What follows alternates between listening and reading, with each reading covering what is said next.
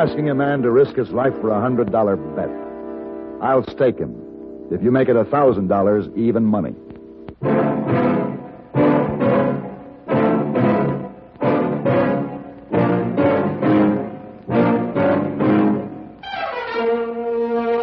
Have gun. Will travel. Starring Mr. John Dehner as Paladin. San Francisco, 1875. The Carlton Hotel. Headquarters of a man called Paladin.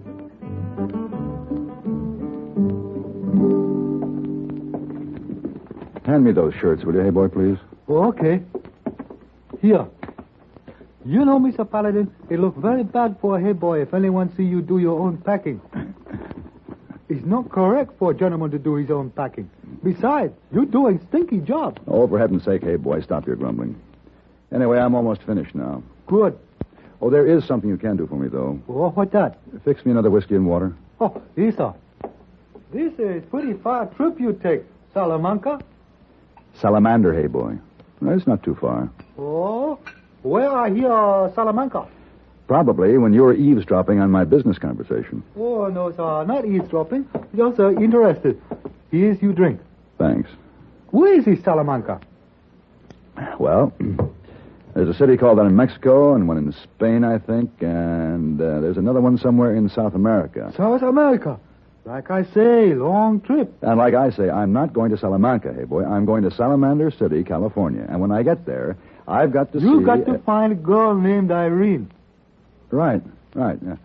It seemed that this Irene was in circus and quit and go to work in saloon because there's a fella in town she loved very much and is going to marry up with, and her father don't want her to do this, and he's going to pay you $1,000 to bring her back to San Francisco, and you say, okay, you say, you go.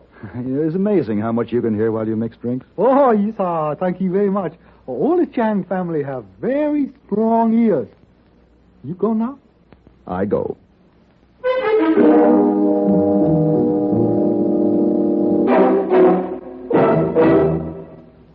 With our American servicemen in many countries around the world, they have a wonderful opportunity to observe new customs and traditions.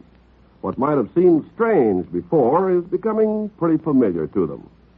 For instance, among the Mohammedans, to drink coffee with anybody is regarded as a sacred rule of hospitality, a token of peace. The berries are roasted over a charcoal fire, and the coffee is allowed to boil 3 times. It's thickly sugared and served in very small cups. All this is traditional among the Mohammedans, but as our servicemen have observed, it's simply their version of our mid-morning coffee break or our afternoon tea party or our cocktail hour. It's a time for friends to sit down and relax. It's a time for conversation with a cup of whatever beverage suits the individual taste. And this is true of customs and traditions of all countries.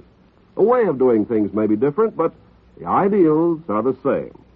So it is by observing these customs that our servicemen are helping to maintain goodwill with other people in other lands.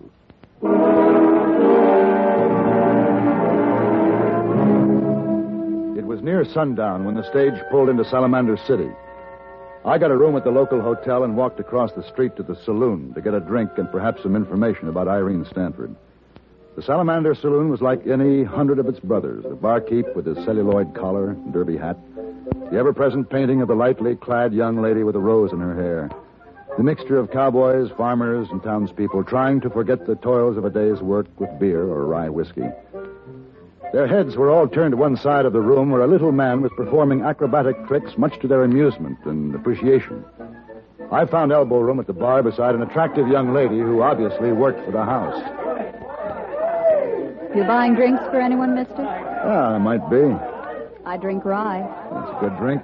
Barkeep, 2 glasses of rye. Yes, sir. Coming up.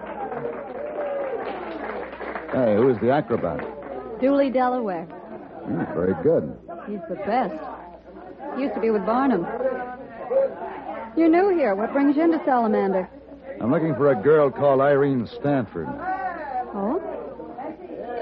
What's your name? Paladin. You're from San Francisco? That's right. I might have known. There you are. 2 ryes. Thank you. What do you want with Irene? Oh, personal matter. Do you know her? Well, I can tell you this much. She's trying to make her own way, and she doesn't want you or anybody else sticking their nose into her business. You seem to know her pretty well. Well enough. Oh, how was that, Rena? Did you see me twist into that handspring? I sure did, Dooley. It was perfect. My knee's getting stronger and stronger. It won't be long. Dooley, this is Mr. Paladin. Dooley, Delaware. Well, how's Dooley, how are you? Mr. Paladin's from San Francisco. Oh, here, Rena. Hold this money for me. Sure, honey. It should be over $1 there. Everybody seems to be more generous tonight than usual. I think I'll go back and see if I can make some more. Glad I met you, Mr. Paladin. Yes, glad I met you, Dooley. I'll be right here at the bar, Dooley. Hey, nice little fella. Must be a good friend of yours. The only friend I've got in this town.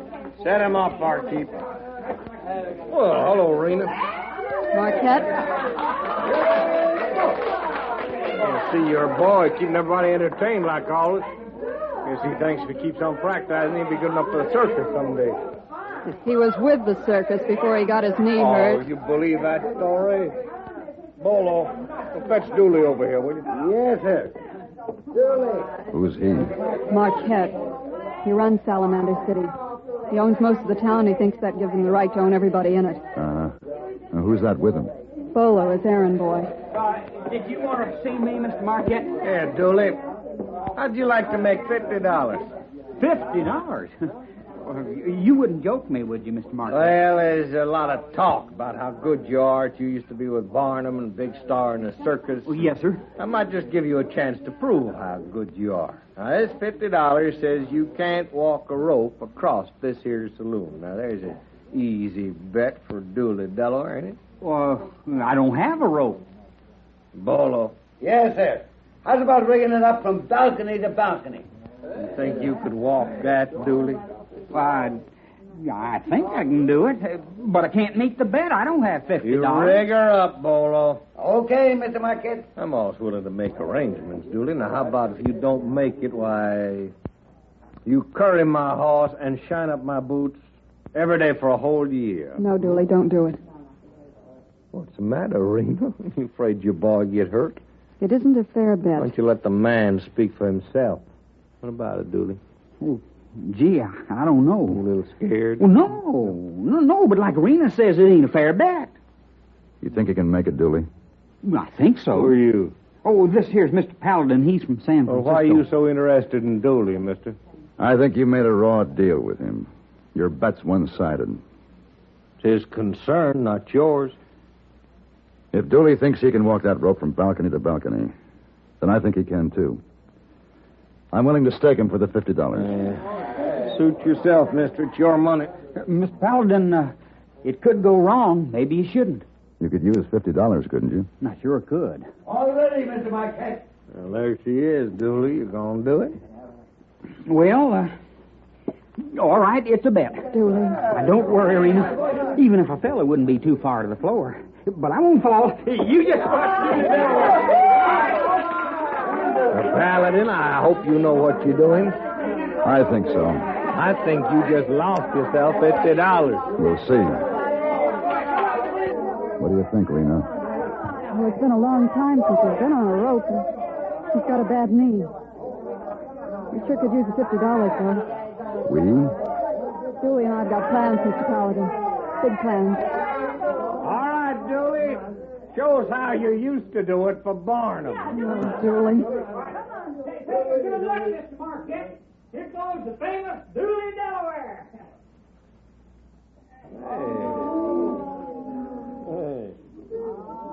Paladin, look behind the banister on the balcony. It's Bolo. Dooley. Relax for a fall. Dooley! Hey! Bolo, cut the rope. Stay here, Rena. You all right, Dooley? I reckon so. Come on, let me help you up. Thanks. Well, what happened to the rope? Marquette's man used a knife. Oh, thanks for warning me. Dooley, looks like you lost your bet. You lost $50, Paladin. Mr. Delaware doesn't like to leave a winner on the board, Marquette. He'll repeat the bet, this time double. And your friend Bolo will be down here with the rest of them. Let Dooley call his own bets, mister. I'll cover for Dooley. $100, Mr. Marquette. For $100? Well, golly, for $100, I'd wire walk Main Street, store top to store top. Well, all right, Dooley, the bet is on. Somebody tie the rope back up. Who's talking about a rope? Dooley said Main Street, store top to store top on a wire. Oh, now, wait a That's minute. the bet. Now. You heard him. My 100 against yours says Dooley can't walk a wire across Main Street from the hotel to the saloon. Oh, Miss Marquette, I was just talking. That's a three-story drop, Well, Mark. that don't mean nothing to a real wire walker. Sorry, no bet. No bet. Well, what about it, Dooley? Wouldn't you like to make $100? Well, yeah, but I think But maybe you're it's not. scared, ain't you? Because you're no acrobat. I bet you was nothing but a trained monkey on a string for that circus. Hey, somebody throw him a peanut. Come on, Julie, let's get out of here. No, wait a minute. Miss Marquette, I accept your challenge. Will you take me, Miss Paladin? No, Julie, you'll be risking your life. I gotta do it, Rena, don't you see? How about it, Paladin? You gonna stake him? You asking a man to risk his life for just $100? Well, all right, I'll raise the ante. $1,000.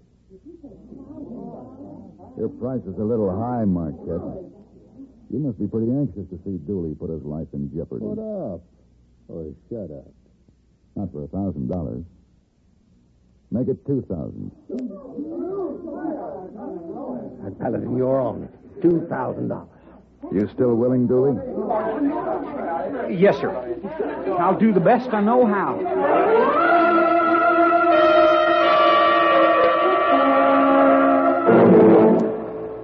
When the Declaration of Independence was signed on July 4th, 1776, 8 of the signers were of foreign birth.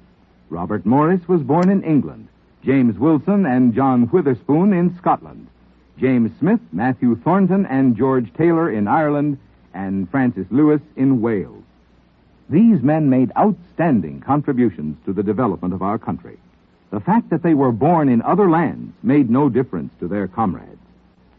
Today, 1 out of every 5 Americans is foreign-born or of foreign-born parents. The concept of judging men as men, not in terms of their origin, prevails today as in 1776. America's foreign-born citizens work with their countrymen for a better America. From the contributions of the past come the principles of the present. It was set for 9 o'clock the next morning. Dooley, Delaware, was to walk a wire across the main street of Salamander City. I left the saloon early and went to my hotel room to get a much-needed night's rest, but I couldn't sleep. I kept thinking about the little acrobat who had to prove to Marquette and the people of the town that he wasn't a monkey on a string. And he had to prove it for Rena's sake. I knew she was Irene Stanford, and my job was to take her back to her father in San Francisco, but that would have to wait. About midnight, I decided to get up and dress and join the crowd at the saloon, which I knew would still be celebrating the big event scheduled for the next morning. Mr. Paladin? Rena. Thank goodness you're still up. Oh, so what's the matter? It's Dooley. You come with me to his room? Oh, sure. There's something wrong? He's drunk. Dead drunk. Those fools over there kept giving him whiskey until he wasn't able to stand up. I tried to stop him, but he wouldn't listen. He had to show him he could hold his whiskey with the rest of them. Was Marquette still there? Yeah, he bought all the drink. It figures. Protecting his investment. Here. When he got to the room, he just fell over on the bed. What can we do for him? Go downstairs and get a pot of coffee, Rena. I don't think coffee will do him any good now. Well, it'll help. There's one thing for sure. He won't be in any shape to walk that wire in the morning. Oh, he'll be in shape if I have to pump coffee into him all night. No. I don't want him hurt. I love this little guy. I'm not going to let him do it. I'm sorry about your money, Paladin, but that's the way it's going to be. Look, Rena, if Dooley doesn't show up in the morning, they'll laugh him right out of town. I don't care. We're going to leave anyway. You may not care, but Dooley will. He'll never leave with you unless he can prove to himself that he's worthy of your love. It's something a man like Dooley just has to do. Now, go on, Rena. Go get the coffee. I poured 2 pots of coffee into Dooley while Rena kept wet cloths on his head. Finally, he told us the room had stopped going round and round, and I made him lie down and try to get some sleep. The next morning, he seemed to be all right. By 9 o'clock, the crowd had gathered on Main Street, and the wire had been strung up between the hotel and the saloon. Rena joined me on the street to watch her little man do or die for his honor and my $2,000. We stood close to Marquette and Bolo to make sure they didn't have any last-minute shenanigans up their sleeves. Well, Paladin, seen you checking that wire out with Dooley. What's the matter? Don't you trust us? Not after last night. Yeah, you boy got a little drunk, didn't he? Yeah. Yes, he did, thanks to you. Well, you don't think It was a good would... try, Marquette, but Dooley's all right this morning. Well, then we ought to get a good performance from the little monkey. We'll see. Mr. Paladin, Yes, Rena. I don't know whether I can look at him or not. You better. Dooley'd be disappointed if you didn't see this. Everybody be quiet. I'm ready to go. Rena, watch me close. This is for you. I will, Dooley. You'll do real good. Paladin. Keep your fingers crossed, Rena. There he goes.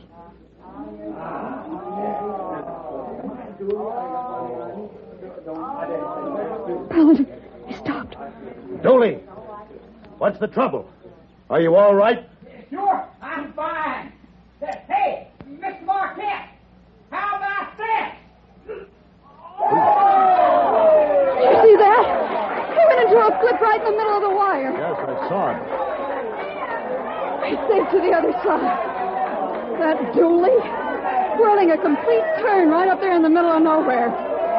Did you see that, Mr. Marquette? Mr. Marquette? Hey, he's gone. Where? I don't know. But he'd better have the $2,000 when I find him.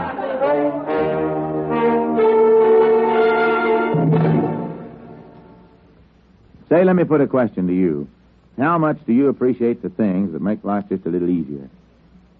Like living any place you've a mind to. Now, according to our Constitution, if we don't like where we live, we can move to any other state we want to. All we have to do is hop in our car or take a train or a plane, and off we go. And when we get where we're going, there's plenty of stores and shops and tradesmen to help us in our new home. But let's go back a spell to 1790 and see what happened then when folks got the urge to move. If you were living back then, you'd maybe pick up a copy of the Providence Gazette, and you read an article called Advice to American Farmers. It tells all about moving out west, which is western Pennsylvania and Ohio in 1790.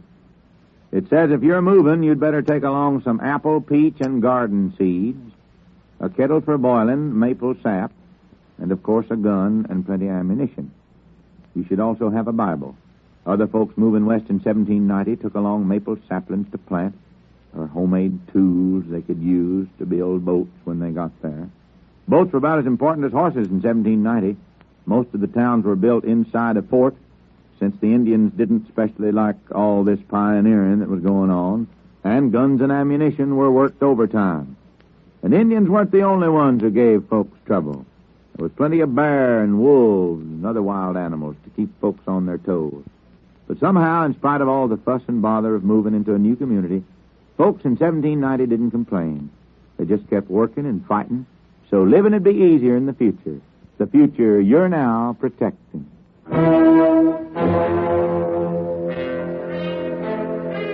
Marquette had disappeared. Someone told me they'd seen him go into his office down the street. I left the crowd celebrating their new hero and ran down to Marquette's office. He wasn't there. I started to look out the back door when I heard the floor creak behind me. Hey? That's one way to stop having to pay off a bet, Marquette. Shoot the winner in the back. Dirty pig. You shoot a hole in my hand. You're lucky it wasn't your head. Get me to a doctor. Look at the blood. You'll live. Get your own doctor. But first, I want the $2,000 you owe me. Well, that was no fair bet. You knew that monkey was a professional wire walker. I didn't know any more than you. You raised the ante. I had the faith he could do it. You was in on it to get it planted from the start. You think what you want, but give me the money. No, sir. I'll put a hole through the other hand, Marquette. Yeah, all right. Starting in my town, rigging up a short bet, and here, it's $2,000. Now go on, get out of my town, and take your mother too with you. We'll be leaving on the next stage. It'll be good to breathe some clean air for a change.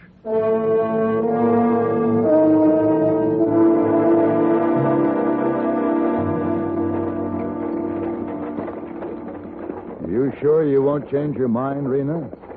The stage goes all the way to San Francisco. No.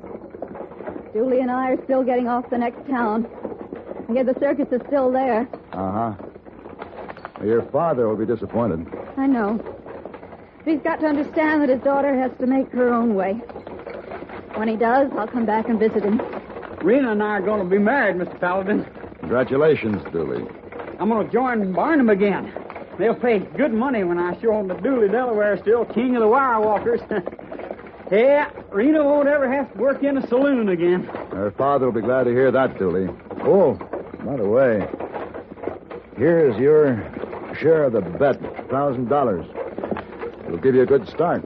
Oh, you don't have to give us that. It was your money you staked him with. I know, but I'm still $1,000 for the good. That'll make up for the fee I won't be getting from your father. Oh, Mr. Paladin, thank you for everything. Forget it, Dooley. You just take good care of Rena.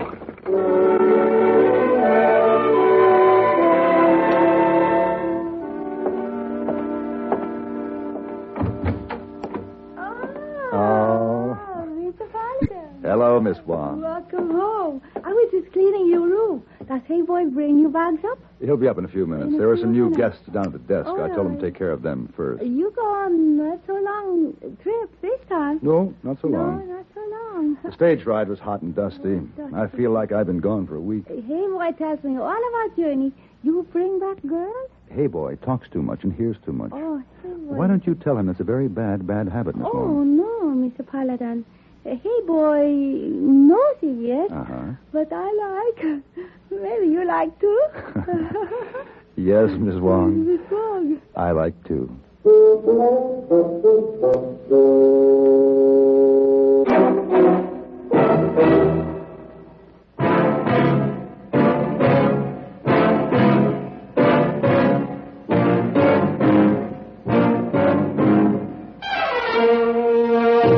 Have Gun Will Travel. Created by Herb Meadow and Sam Rolfe, is produced and directed in Hollywood by Frank Paris and stars John Dehner as Paladin, with Ben Wright as Hey Boy and Virginia Gregg as Miss Wong. Tonight's story was written by Don Brinkley and adapted for radio by Alan Sloan. Featured in the cast were Sam Edwards, Lawrence Dobkin, James Nusser, and Peggy Weber.